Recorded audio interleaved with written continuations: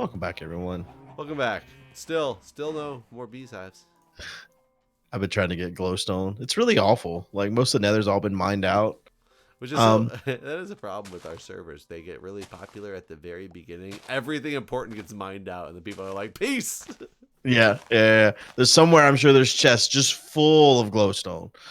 Um, Some of the shops that are probably quote unquote selling it still. yeah.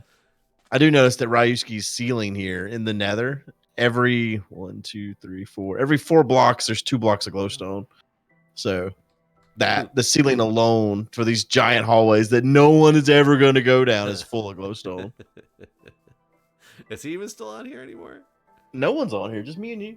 I didn't know if he was still streaming from it every so often. No, I don't think anyone plays on here but me and you now. Maybe Cone, but I don't know if that's true. I think it's just me and you. I'm gonna anger these goddamn bees again because they are just not cooperating with. Have you ever taken anyone to small claims court? No. No. All right. Well, that's the end of that story. I mean, have you? Wow, No. you can still make them. I can get them ready for. I can get them in the mood. Who? I gave the bees. Oh, the bees. I thought you were talking about like small claims court. So I was like, small claims court in the mood. I was like, who are you getting in the mood? I made the bees in the mood when they were angry, but they aren't turning around and doing the thing.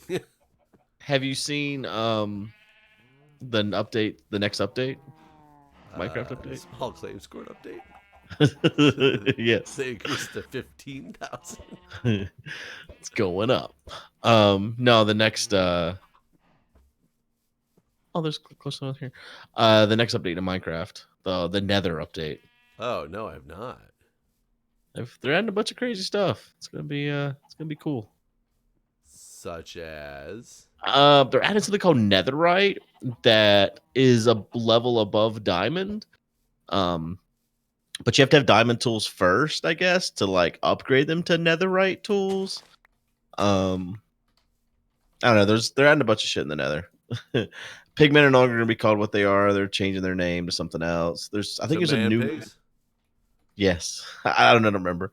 Oh, they did the deed because the little baby bee exists now. Nice. So they even did it when after they got unangry, apparently. But yeah, it looks cool from what I've seen. So that'll be fun. And is that the next one, the 16? Yeah. I don't know when it's coming out. I think there's a new mob in the nether too, maybe. I don't know. We'll see. But yeah, I guess they're adding stuff that'll make UHC maybe more interesting. If we ever decide to play that again. Yeah, that would be. It'd be nice to make some more interesting stuff. Though I would have to really look at all the new stuff that's already out. Yeah, I mean, there's because I don't like bees. Like we have no idea. Granted, they're brand new, but we have no idea what to do with these guys. But there's been like a lot of random stuff added. Right. I know, like Co and I do UHCs with our patrons once a month, and like that there's a new stew that's been added to the game that I knew nothing about until basically I found out about it in the new whenever we did a UHC. So like I don't know, there's lots of stuff like that just get added to the game that I don't keep track of anymore. And oh, you know what? Speaking of that stew, I think there's a way. Isn't there a way to turn a mushroom cow into one that gives that stew? Is there? I think so. We have a couple of mushroom cows around here. What was it called? Suspicious stew? Suspicious stew. I better put Minecraft on here as well. Yeah. Suspicious stew images. That's it, brown. After being given a flower. Yeah, after being given a flower, a brown mushroom can be milked for suspicious stew. Oh, you don't turn them into it. That's right. That's what we had that set up over there by the. Oh, that's right. But that just made you blind. Yeah, but the suspicious stew itself, the one that heals you. Maybe it depends on what flower you give it. It says I have to get a brown mushroom. That's weird. So after being given a flower, a brown mushroom can be milked for suspicious stew with a bowl. Maybe you just get a random % chance of getting any of them, or does it just always give you the blind I one? bet it's based on the flower because there's different suspicious stew Well, no, types no, based on the but flower it you says you give use. him a brown mushroom.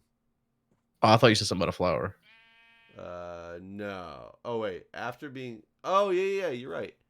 After being given a flower, a brown mushroom can be milked for suspicious stew. So let me get was it an oxidized daisy or something? Wait, how do you make a mushroom brown?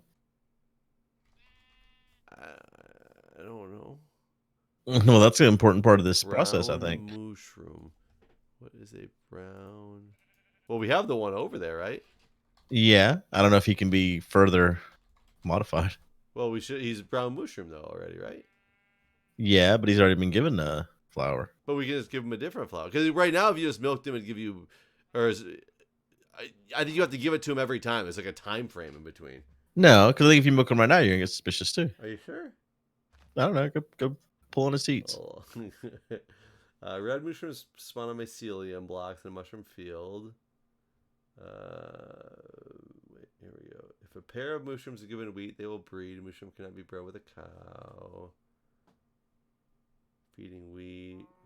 I'm breeding 2 red mushrooms has a 1 in 1024 chance to spawn a brown baby variant.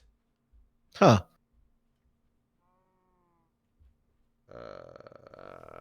I mean, we got 2 of them. Maybe I should try spawn.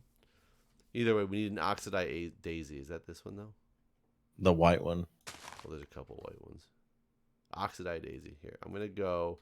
Are you saying oxidized daisy? Oxidize. It's oxidize. Oxide.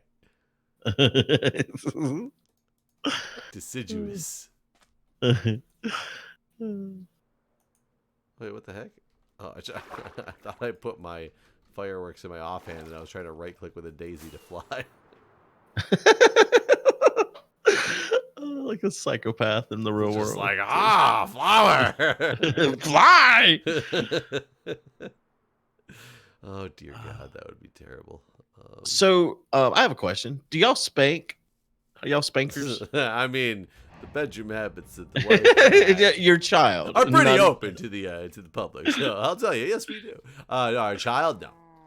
Okay. No, I don't think she would ever go for it either, even if I wanted to. But I don't think I have a desire to Right. do All right. that. So I also am very anti-spanking, and Crystal and I were also anti-spanking. We did pop her on the butt one time whenever she was somewhere between the age of 2 and 3. I don't know if she was 2 or 3. She had got up in the morning, and it was supposed to snow that night, and she got up at like 4 o'clock in the morning and like let herself out. And luckily, Crystal woke up and found her outside before she froze to death. Oh no, I used a bowl on him right now, and I just got a mushroom stew, by the way. Okay. So I'm gonna give him the oxidized AZ. And I got suspicious stew. Problem is to test if it's the one I want, I gotta like lose a heart or something, right?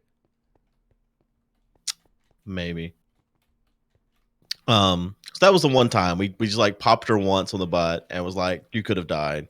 And we made her sit on her bed for an hour. And that was the only time. And then afterwards we talked about it. We were like, we probably should not start this like down this path. Like even if we needed to like show some kind of extreme, like as to like, prevent her from ever wanting to do that again, sort of thing. But last week, it was last Thursday, I got a text from Crystal's husband, and he says, just an FYI, I used a show of force by taking my belt off and threatening to give it to Crystal and call you on FaceTime when, insert daughter's name here, was acting out big time, lying and throwing a fit about taking a shower. She turned the shower on and let the water run, came out with dry hair and the same clothes on. So after an hour of an argument and her screaming, I got involved. Nobody got hurt. And so I responded to that with, my 2 cents is threats of physical violence is never warranted, regardless of intent. And so he responded by saying, it worked, and it's not violence, it's discipline. And it's about building trust. It's not a proud moment, but it's regaining parental control. And I took long pauses between each of my responses to make sure I like had a clear head. But I mean, this went on for quite a while, but it went back and forth, and this response I said, it was a threat of a physical violence. It isn't how Crystal and I agreed to raise our child. I think you need to be more calm and rational in the future. And then Crystal, this is a group text, so Crystal jumps in and says that taking away privileges didn't work, telling her that she would have timeout didn't work, explaining that lying and not getting a shower wasn't an option didn't work. She immediately agreed to washing her hair when the belt came out. And I said, you achieved a fear response, not respect. So I what I am baffled at with what is stated is that Crystal's husband started out with your initial response was saying threats of violence are not conducive, or what did you say exactly? My first response was, my 2 cents is threats of physical violence is never warranted, regardless of intent. Yeah. So the response to that statement is it wasn't threats of physical violence, it's discipline, which is like the weirdest statement to make, because no matter what side you're on, that was a threat of physical violence. That was the whole point. And I completely agree with your final statement that it was a fear response. That could be what people are going for. I'm not necessarily going to judge them on their parenting styles or whatnot. Not something that I would go for. I mean, I feel bad. I know I told you the story when I just turned around and yelled at Jack when he bit my hair.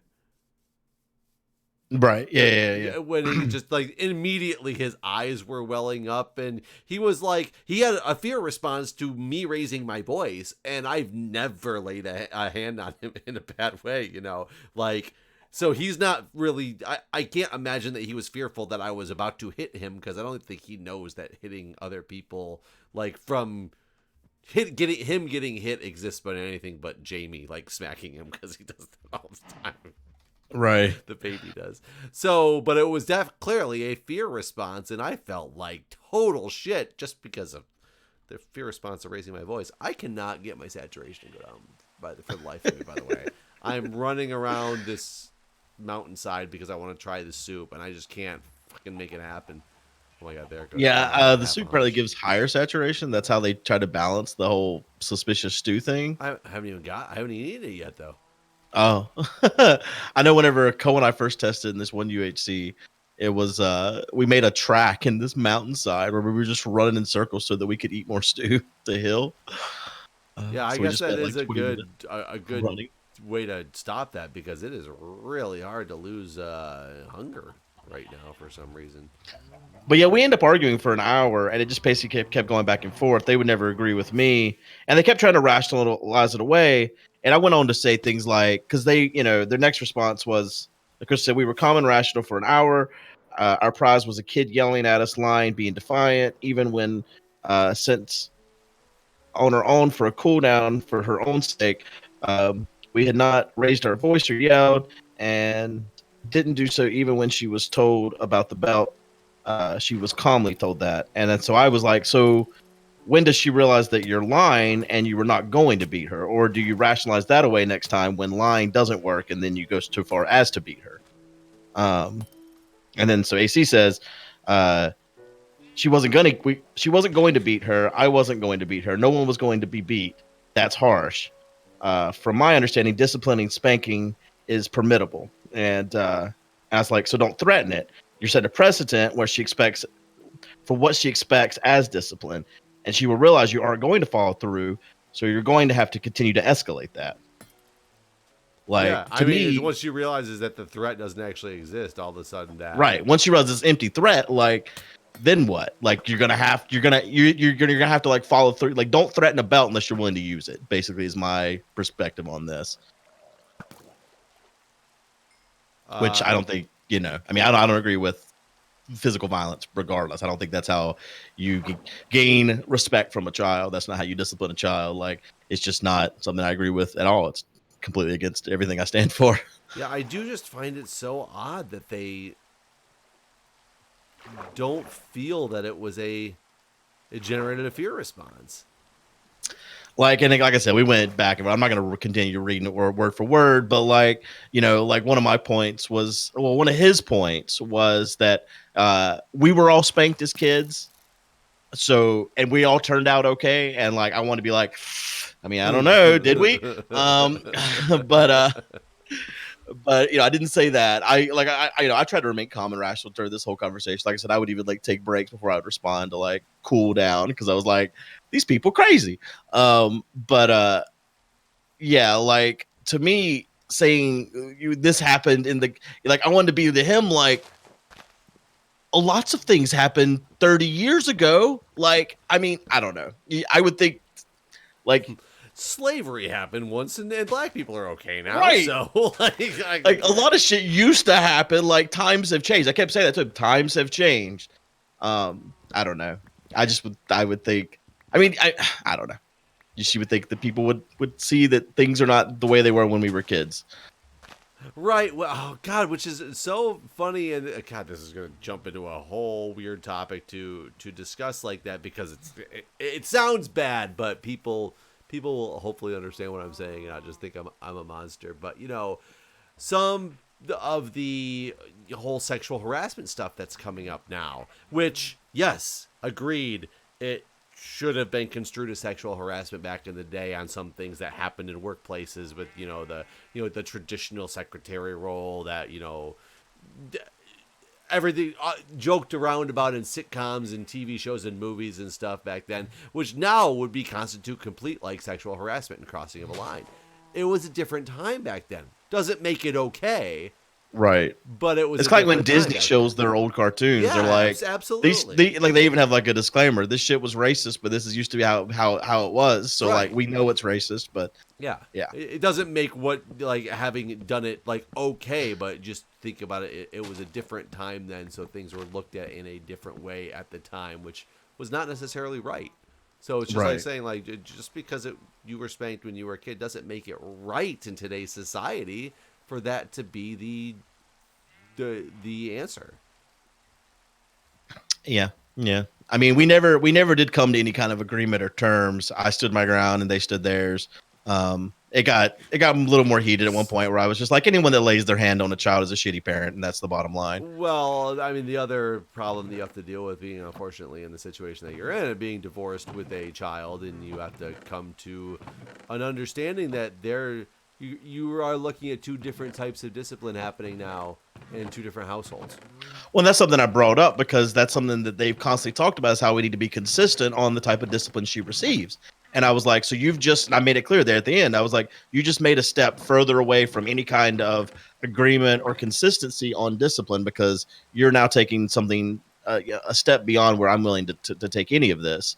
So you're not gonna see the same thing happen at my house. I'm not gonna lie to her and be like, I'm gonna hit you, and I'm not going to escalate it and hit her. So like, there's no way that threats of physical violence is gonna be something that happened over here. So like, and that's an interesting thing in general is that you're allowed to like threatening violence to another adult is a crime.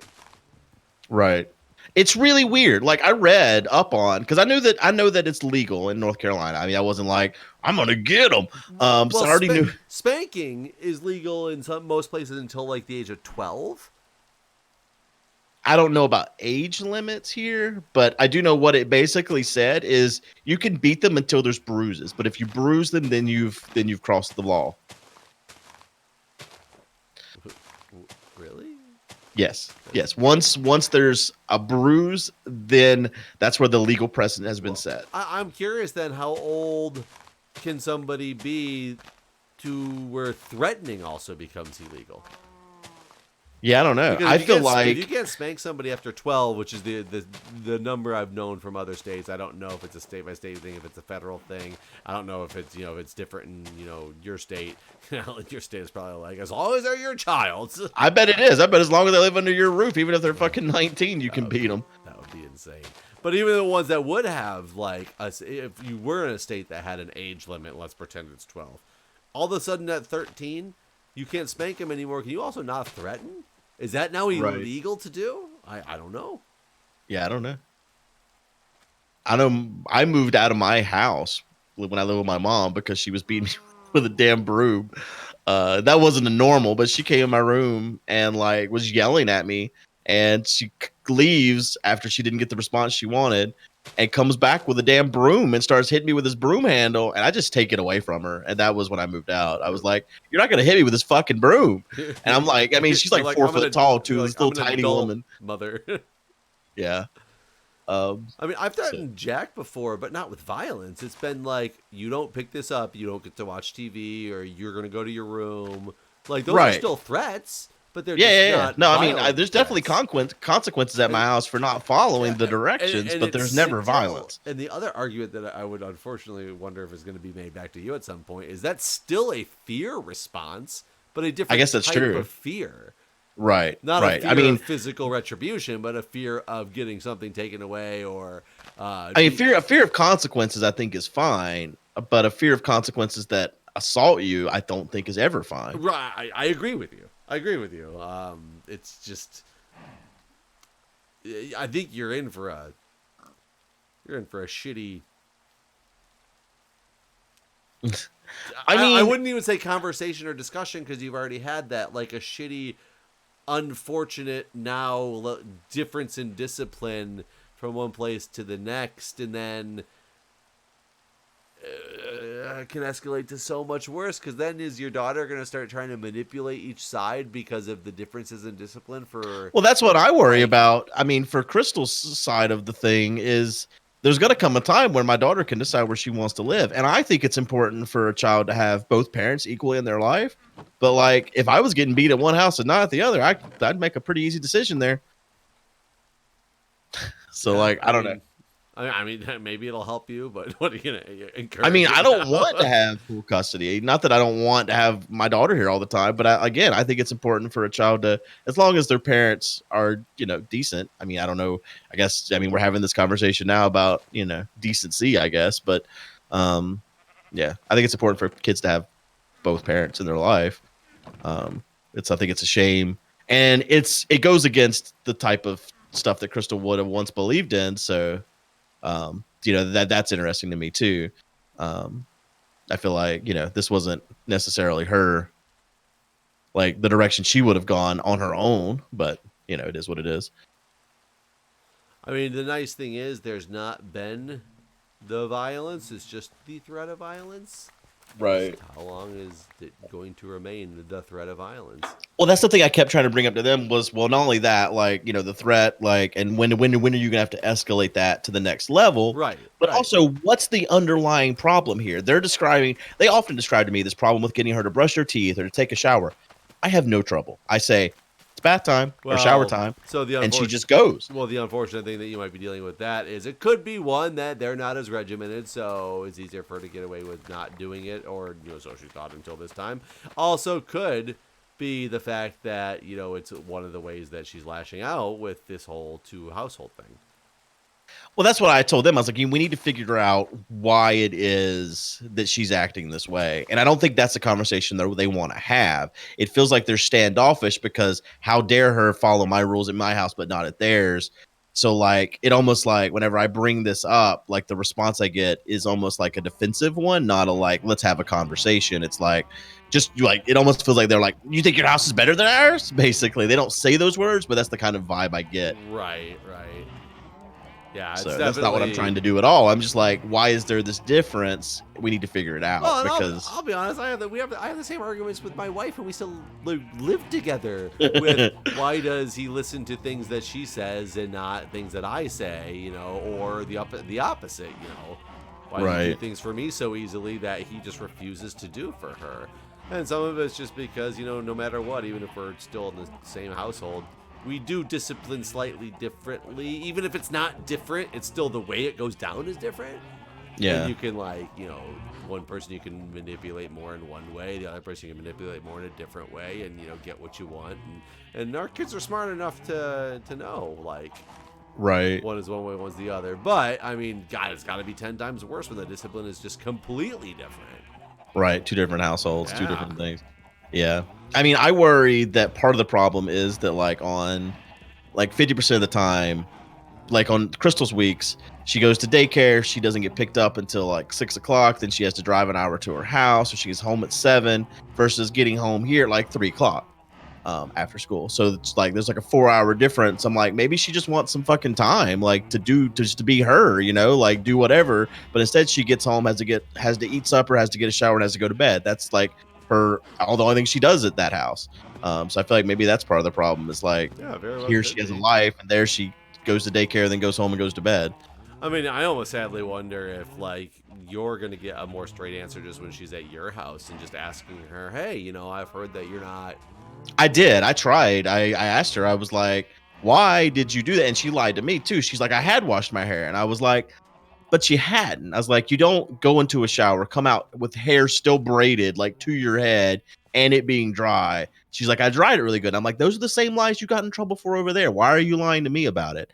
And she's like, I really like, so she finally was like, I really like the braids. I didn't want to get rid of them. So I didn't want to take the braids out. So I didn't want to take a shower. And I was like, why didn't you just tell someone that? Yeah, I was going to say that's actually a relatively logical explanation. Yeah. And I was like, and your mom could have braided your hair the same exact way the next day. So like, I was like, next time you just need to communicate what's going on instead of like throwing a tantrum. I don't know. I just think it's really weird that this even happens there. There's this tantrum. I've never, like the things they were describing to me as a child, I've never met. Like I've never seen her throw a tantrum. I don't know what that's like. So like, I don't know, it just kind of blows my mind that there's these two different personalities that are depending on the household that come out. But yeah, I've asked a couple people. I haven't actually told this story to anyone else, but I've asked on stream about, do you spank, stuff like that. And so far, I have not met anyone that in this day and age still spanks. Yeah, I think it's definitely something that's fallen out of favor for sure. Yeah, I agree. And I'll say, when I was a kid, I got spanked a very, very, very small number of times that I can remember. And I remember once getting in trouble. And my dad said I could either get grounded for like an hour or go sit in my room, or I could have 5 hard spankings. And I remember saying I wanted 5 hard spankings because I didn't want to go into my room for an hour. And my mom intervened and was like, no, we're not doing this anymore. And I think I can only remember maybe 2, maybe 3 times in my life I ever did get spanked. So I didn't even get it that much. And, I was in the time frame when it was relatively acceptable. Right. Yeah, I got beat as a child, so like I was on the opposite side of that. My mom married someone that believed in extreme physical violence. So dog training discipline. I don't know he had this fraternity board and he would just beat me with it. So it was like a very big battle. Wow, really? Oh yeah, no, I mean, but he also like my mom had to get like 96 stitches one time because he slammed her on a glass table. So like it wasn't a normal household. Like there was lots of physical abuse. Yeah, that sounds terrible. I just, as a fraternity member who has a paddle, I got a paddle at one point. I don't know where my paddle is. That's probably like sacrilegious to say. I have no idea where it's at. But I can't imagine somebody being presented that like when you're in college. And like the thought process going through your mind of can't wait to beat my kids with this one day, Oh yeah, I remember like the stupid symbols on it. Like I've had bruises in the shape of those symbols before. Yeah, that's fucked up. Those things are like, we didn't even beat each other with them. It was a big like threat of violence. We had a huge threat of violence in the fraternity house. More for the pledging, hazing part, but it was you never actually got the physical violence. I'm sure that there's fraternities out there that don't do things the same way. And there's probably some very bad things that happen at some fraternity houses, but I also think that's falling out of favor. Hopefully, yeah.